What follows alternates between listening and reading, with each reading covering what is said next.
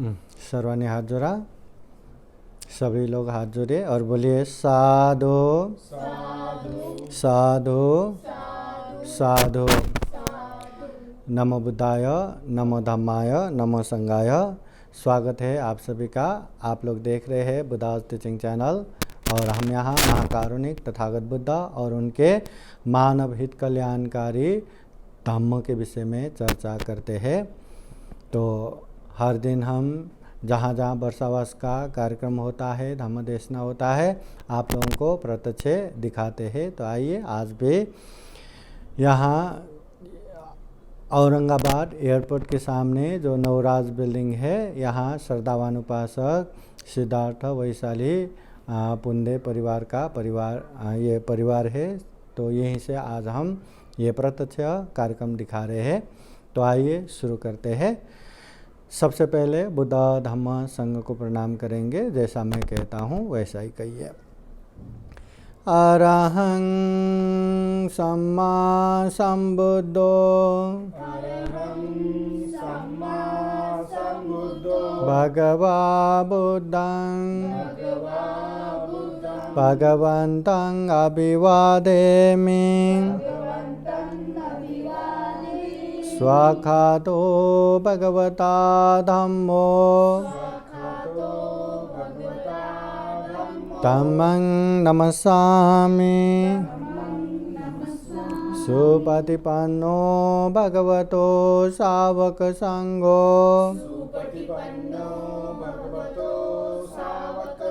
संघं नमामि ओकाशवन्दामि भन्ते द्वारतयेन कथं साबं अपराधं क्षमता मे भन्ते द्वितीयम्पि तृतीयम्पि ओकाश अहं भन्ते त्रिशरणेन सह पंचशीलं धम्मं याचामि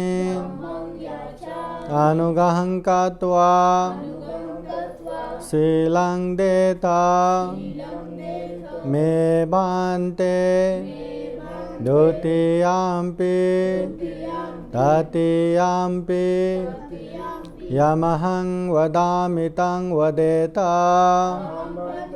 नमो तस्स भगवतो अरहतो सम्मा संबुद्धस्स।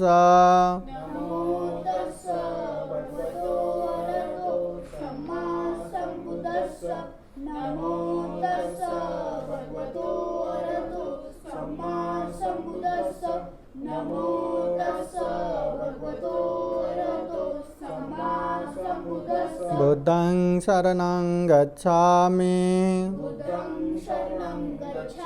धम्मं शरणं गच्छामि संघं शरणं गच्छामि द्वितीयम्पि बुद्धं शरणं गच्छामि द्वितीयम्पि धम्मं शरणं गच्छामि द्वितीयम्पि संघं शरणं गच्छामि तृतीयम्पि बुद्धं शरणं गच्छामि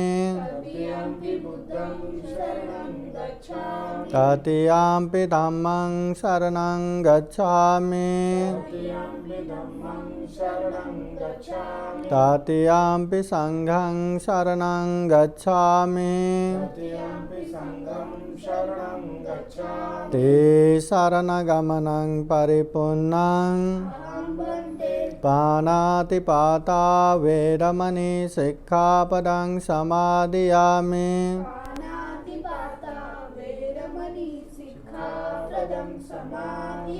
आदिन्नदाना वेरमणि सिक्खापदं समादियामि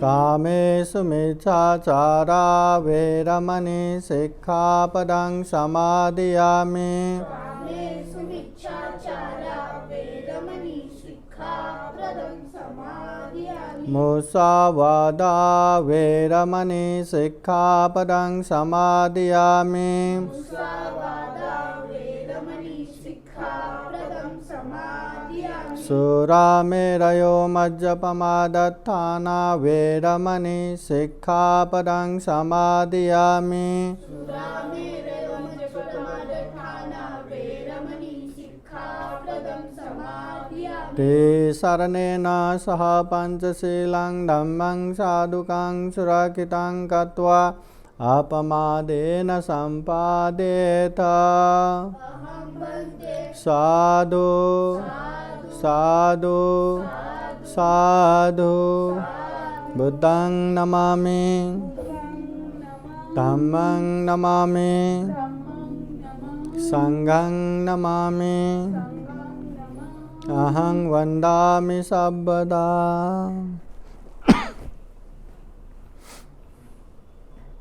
सभी लोग हाथ जोड़ के बैठिए।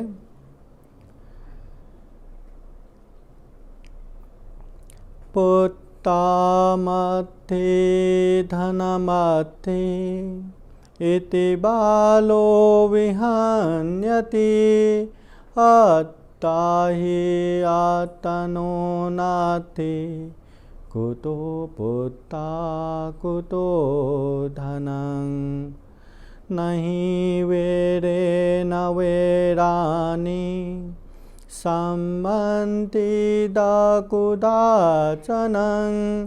अवेरेण च सम्मन्ति ये स धम्मो सनातनो परे च न विजानन्ति मय्येत्थाय मामसे ये च तथा विजानन्ति ततो सम्मन्ति मेधका। महाकारुणिक तथागत भगवान बुद्ध को त्रिबार वंदना। महाकारुणिक तथागत बुद्ध के जो सुआख्यात आदि मध्य अंत पर्यंत कल्याणकारी धम्म को त्रिबार वंदना। महाकारुणिक तथागत बुद्ध के आर्य श्रावक सुप्रतिपन्न संघ को त्रिबार वंदना। परम पूजनीय बोधिसत्व डॉक्टर बाबा साहब अम्बेडकर आज के विशेष कार्यक्रम में प्रत्यक्ष अप्रत्यक्ष रूप से जुड़े हुए संपूर्ण श्रद्धा संपन्न बुद्धि संपन्न उपासक उपासिकाएं। महाकारुणिक तथागत बुद्ध ने सभी के जीवन अच्छा बनाने के लिए खूब सारा अच्छा उपदेश दिया और जिन जिन लोगों ने भी वो उपदेश को अच्छे से सुना, अच्छे से समझा, अच्छे से महसूस किया और अच्छे से पालन किया, उन लोगों ने अपने जीवन को भी सफल और सार्थक बनाया। एक तो ये जीवन दुर्लभ है, इतना दुर्लभ मनुष्य जीवन।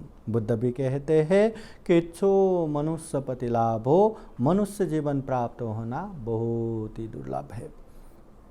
मनुष्य हो के मनुष्य की तरह जीना ये भी दुर्लभ है। जीवन में सद्धर्म सुनने को मिलना ये भी दुर्लभ है और तथागत बुद्ध का उत्पन्न होना ये भी दुर्लभ है। इतना दुर्लभ जीवन मिला है, तो ऐसे दुर्लभ जीवन में जितना हो सके हमें अच्छा करना चाहिए, पुण्य करना चाहिए, धम्म करना चाहिए, ये तथागत बुद्ध उपदेश देते हैं। और तथागत बुद्ध के उपदेश सुन के जिसने भी अच्छे धम्म के मार्ग पे चले, कुशल पुण्य किया, धम्म किया, उन लोगों का जीवन सुख शांतमय बना। और जिन लोगों ने भी धम्म तो जाना, बहुत सारे लोगों को तो बुद्ध भी पता नहीं रहता, बुद्ध के धम्म पता नहीं रहता, बुद्ध के संग पता नहीं रहता। हम तो इतना भाग्यवान है कि हमें बुद्ध पता है, धम्म पता है, संघ पता है, और इतना भाग्यवान है कि बुद्ध धम्म संघ के शरण जाने वाले हम उपासक उपासिकाएं हैं। इतना दुर्लभ जीवन में इतना दुर्लभ बुद्ध मिला, दुर्लभ बुद्ध के धम्म मिला, कितनी बड़ी बात हो गया। और इसके बावजूद भी यहाँ बहुत सारे लोग रहता है कि ये तो बुद्ध अपना ही है ना। हाँ, बुद्ध के तस्वीरों को, मूर्तियों को पूजा करते हैं, मगर बुद्ध क्यों कहते हैं? बुद्ध में क्या ऐसा गुण धम्म है? क्यों उनको बुद्ध कहा? क्यों उनको सम्यक संबुद्ध कहा? ये तो जानेंगे ही नहीं, ये तो समझेंगे ही नहीं, बस अपने अपने काम करते रहेंगे, जीने के लिए जो करना है वो करते रहेंगे, पर बुद्ध नहीं समझेंगे। बुद्ध ने दिखाया हुआ जो मार्ग है वो धम्म नहीं समझेंगे, बुद्ध के आर्य श्रावक संग नहीं समझेंगे। हाँ, अपने तरह से करते रहेंगे, तो ये दुर्लभ जीवन सफल हो, सार्थक हो, ऐसा बहुत ही मुश्किल है। इसलिए हमें ऐसा याद करना चाहिए, केवल खाना पीना करना, केवल जीने के लिए संघर्ष करना, केवल परिवार बनाना और मृत्यु से भयभीत होना, ऐसा काम सिर्फ मनुष्य मात्र में ही नहीं, सारे प्राणियों को होता है, सारे प्राणियों में पाया जाता है, चाहे वह कीट पतंग जीव जंतु पशु पंछी, सब में। सब लोग खाते पीते हैं, सब लोग जीने के लिए संघर्ष करते हैं, सब लोग परिवार बनाते हैं, सब लोग मृत्यु से भयभीत होते हैं। अगर हम भी उतने में ही सीमित हुआ तो ये दुर्लभ मनुष्य जीवन का क्या फायदा? तो हम में चिंतन मनन करने की शक्ति है, विवेक बुद्धि है, प्रज्ञा है, अच्छे बुरे को समझ सकता है, इसलिए ये जीवन दुर्लभ है, ये जीवन अमूल्य है। तो ऐसे दुर्लभ जीवन में अच्छे धम्म मिलना बहुत दुर्लभ है, सद्धर्म सुनना बहुत दुर्लभ है, और वो धम्म की गंगा हमारे आजू बाजू ही बह रहा है। इतना पवित्र धम्म की गंगा बह रहा है, और इसके बावजूद भी हम वो धम्म गंगा में डूबेंगे नहीं, वो धम्म गंगा का स्वाद नहीं लेंगे, या वो धम्म को हम बिल्कुल जानेंगे नहीं, समझेंगे नहीं, तो हमें उसका लाभ भी नहीं मिलेगा, उसका फायदा भी नहीं मिलेगा। उल्टा इसका असर ऐसा भी होगा कि इतने पवित्र गंगा, धम्म की गंगा अपने पास रहने के बावजूद भी अपनी धम्म गंगा छोड़ के दूसरे वहाँ मुँह मारते फिरेंगे, दूसरे जगह ढूंढते फिरेंगे कि मुझे कहाँ जाने से कल्याण होगा, कहाँ जाने से अच्छा होगा। इसलिए देखो ना, अपने समाज के लोग जिसको बाबा साहब ने 22 प्रतिज्ञा के साथ ये धम्म दीक्षा दिया है, आज वो लोग भी न बुद्ध धम्म संघ को अच्छे से जाने बिना यहाँ वहाँ भागते रहने वाले कितना है समाज में। देखिए जरा, बहुत सारे हैं, अपने आँखों से ही बहुत दिखता है। हाँ, तो ये तो इतना दुर्लभ जीवन मिलने के बाद भी, इतना दुर्लभ बुद्ध और बुद्ध के सद्धर्म मिलने के बाद भी कितना अभागा, जिसको बुद्ध पता नहीं, धम्म पता नहीं, संघ पता नहीं, उसके लिए हम सोच सकते हैं बेचारे को पता ही नहीं। पर जिसको पता है बुद्ध धम्म संघ, हाँ, अपने आजू बाजू में धम्म गंगा बह रहे, बस उसको जानना है, समझना है, अनुभव करके उसका लाभ उठाना है, हित कल्याण करना है, पर इतना भी नहीं करते। कितना आलस, या कितना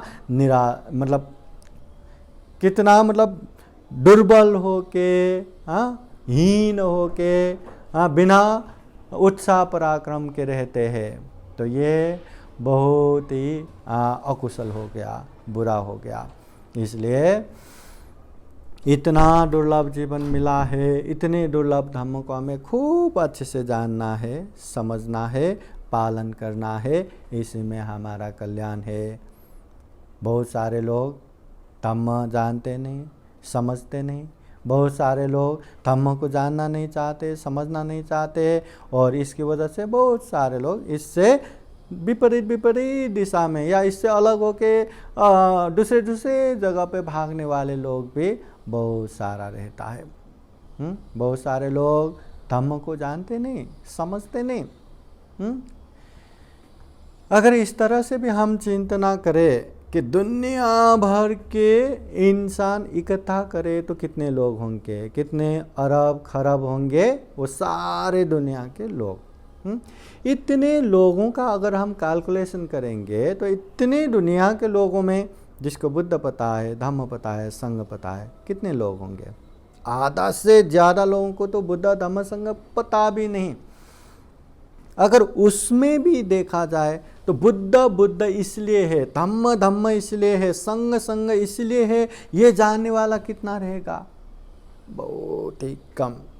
और उसमें भी बुद्ध ये ज्ञान का खजाना है, धम्म दुख मुक्ति का मार्ग है, संघ मार्गदर्शक है, पुण्य अनुपम पुण्य रूपी खेत समान है, यह समझ के वो अनुसरण करने वाले, पालन करने वाले कितने होंगे? बहुत ही कम। और उसमें भी पालन करके बोर हो गया, अभी नहीं करना, बाद में करना करके ऐसे छोड़ के जाने वाले तो कितने होंगे, कितने होंगे? हमारे व्यवहारिक जीवन में भी रहेगा ना। कोई डॉक्टर बनना चाहते हैं, चलते चलते अभी डॉक्टर नहीं बनना, इंजीनियर बनेंगे। इंजीनियर बनने के लिए तैयारी करते करते नहीं इसमें भी बोर है, अभी मैं MBA करूँगा, ये करूँगा, वो करूँगा। छोटे छोटे बच्चे भी कभी कराटे खेलेंगे करके भागते हैं, फिर बीच में बोर हो के नहीं कराटे नहीं, अभी मुझे फुटबॉलर, फिर उसके बाद नहीं मुझे क्रिकेट खेलना। तो वैसा ही बोर हो के अच्छे मार्ग में चलने के बाद भी बोर हो के उससे दूर रहने वाले बहुत ज़्यादा रहता है। तो अच्छे धम्म को जान के अच्छे से अभ्यास करने वाले कितना होंगे? बहुत ही कम। और उसमें भी अच्छे धम्म में परिपूर्ण होने वाले कितने होंगे? एकदम कम, बहुत ही कम। इसलिए महाकारुणिक तथागत बुद्ध भिक्षुओं को जमा करके एक समय पूछते हैं, ऐसे नख में धूल थोड़ा सा उठा के पूछते हैं, भिक्षुओं बताओ मेरे नख में ज़्यादा धूल है या पृथ्वी में ज़्यादा धूल है? उस समय सारा भिक्षु कहते हैं, भगवान आपके नख में क्या धूल है? बहुत ही न्यून गौण कम है, सारा पृथ्वी तो धूल ही धूल से भरपरा है। तथागत बुद्ध कहते हैं, भिक्षुओं इसी तरह अच्छे धम्म को जानने वाले, अच्छे धम्म को समझने वाले, अच्छे धम्म का अभ्यास करने वाले, अच्छे धम्म को अभ्यास करके परिपूर्ण होने वाले, मेरे नख में जितना धूल है उतना ही है, बाकी सब तो अच्छे धम्म ना जानने वाले, जाना तो भी पालन न करने वाले, पालन किया तो भी परिपूर्ण न होने वाले, परिपूर्ण हुआ तो भी जितना तक वहाँ पहुँचना है वो ना पहुँचने वाले, इस दुनिया में पृथ्वी में पड़े धूल समान है। इसलिए हमें भी अच्छे पुण्य कार्य में आगे बढ़ के, मतलब दुख मुक्ति के मार्ग में जाना है तो ये कुशल कर्म का रास्ता ही पकड़ना पड़ेगा। और कुशल कर्म में जाने वाले, ये दुख मुक्ति के मार्ग में जाने वाले इस दुनिया में बहुत ही कम रहेगा। और कुशल में जाने वाले, पाप में जाने वाले, वहाँ बहुत बड़ा भीड़ रहेगा।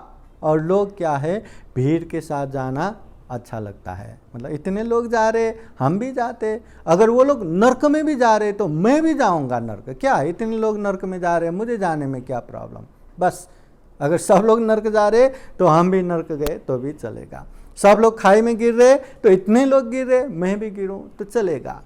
लोग भीड़ के साथ जाना चाहते हैं, मगर अकुशल पाप मार्ग में भीड़ गए तो भी हमें संभलना है, हमें सजग सचेत होना है कि ये गलत रास्ता है, ये दुख मुक्ति का मार्ग नहीं है, ये तो अकुशल, ये तो पाप, ये तो दुर्गति का मार्ग है और इससे हमारा कल्याण होने वाला नहीं है।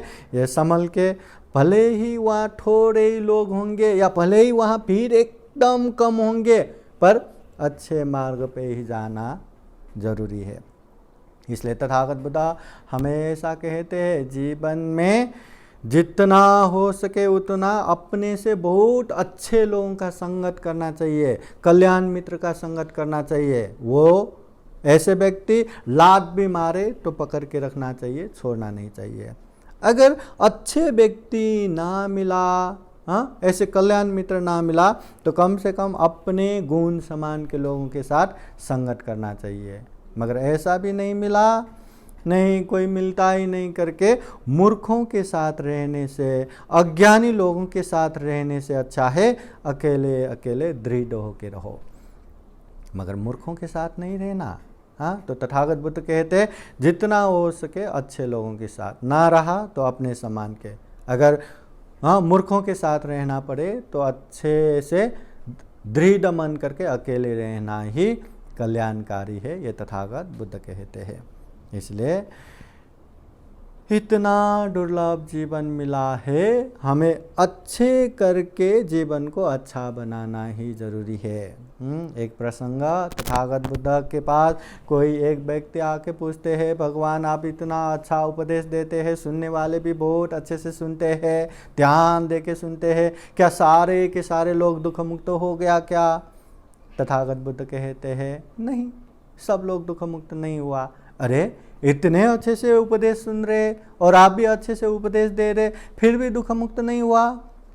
तथागत बुद्ध उनको अनेक उदाहरण दे के समझाते हैं, केवल उपदेश सुनने मात्र से कोई दुख मुक्त नहीं होता, केवल उपदेश प्रसन्न चित्त से सुनने मात्र से कोई भी जीवन में सुख शांत पूर्वक नहीं रहता।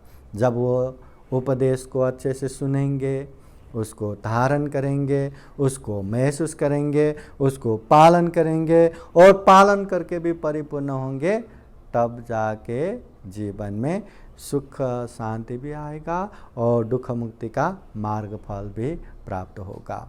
इसलिए ज़रूरी है पालन करना। हाँ, केवल धम्म देश ना सुनने से ये थोड़ा ही फायदा है। जैसे जीवन में हीरा मोती सोना ये देखना बहुत दुर्लभ है, थोड़ा थोड़ा ही रहता है। इसके बदले में मिट्टी, लकड़ी, ये लोहे बहुत सारा मिलता है दुनिया में। मगर अपने पुण्य से कहीं पे खजाना मिल गया, कहीं जंगल में गया वहाँ खजाना मिल गया, सोना चांदी हीरा मोती से तन तन भरा हुआ, और ऐसे भरा हुआ देख के अरे बाप रे हमारा भाग्य कि ऐसे दर्शन हो गया, ये तो हीरा है, ये तो सोना है, ये तो मोती है, ये तो जवाहरात है करके उसको केवल अरे मेरा भाग्य, मेरा नसीब खुल गया करके दर्शन करके आया, लेके कुछ नहीं आया। हाँ, कुछ नहीं लिया, सिर्फ दर्शन करके मैं धन्य हो गया करके आया, तो उसका क्या कल्याण होगा? केवल देख के तृप्त हुआ, उतना ही कल्याण हुआ। अगर वो अपने जितना ले सकते वो लेके आते तो उसका जिंदगी भर के लिए कल्याण हो जाता। तो वैसे ही धम्म देशना सुनना भी तथागत बुद्ध के ये वाणी सुनना मतलब एकदम सोने चांदी का खजाना जैसा है। और ये ऐसे खजाने केवल हम सुनेंगे, कर्मकांड की तरह ही करेंगे, नहीं सुनना है करके ही सुनेंगे, बैठना है करके बैठेंगे, हाँ, और बस साधु साधु करके संपन्न करेंगे और कुछ लेंगे नहीं, कुछ धारण नहीं करेंगे, कुछ अभ्यास नहीं करेंगे, तो बस समझना यही है कि खजाना तो मिला ही था, बस हम दर्शन करके ही वापस आए, लिया कुछ नहीं। इसलिए ये तथागत बुद्ध के एक एक उपदेश हमारे समूचा जीवन को हित कल्याणकारी बना सकता है। एक एक उपदेश, ऐसा उपदेश तो न जाने हम कितना सुनते हैं। हाँ, इसलिए महाकारुणिक तथागत बुद्ध हमेशा कहते हैं ये कालेन धम्म सवनं एतं मंगलम उत्तमं, धम्म देशना सुनना मंगल है, पुण्य है, धम्म की चर्चा करना मंगल है, पुण्य है। ये धम्म देशना सुनने से जो हमें पता नहीं वो पता चलता है, जो पता है वो कंठस्थ हो जाता है, मन के संदेह खत्म हो जाता है, मिथ्या दृष्टि खत्म हो जाता है, अच्छे जगह पे श्रद्धा उत्पन्न होता है। ऐसे बहुत सारा फायदा तथागत बुद्ध ने बताया है। तो धम्म देशना सुनना है, धम्म देशना सुनेंगे ही नहीं तो पता कैसे चलेगा कि बुद्ध का उपदेश क्या है, क्या हमें करना चाहिए, क्या नहीं करना चाहिए। पर मुझे ये भी पता है, वो भी पता है, ऐसा भी पता है, वैसा भी पता है, सिर्फ इतना मात्र से हमारा कल्याण होने वाला नहीं है। अच्छा करना है पता है तो अच्छा करना है, अच्छा बुरा नहीं करना है पता है तो बुराई से दूर रहना है, तभी हमारा कल्याण है।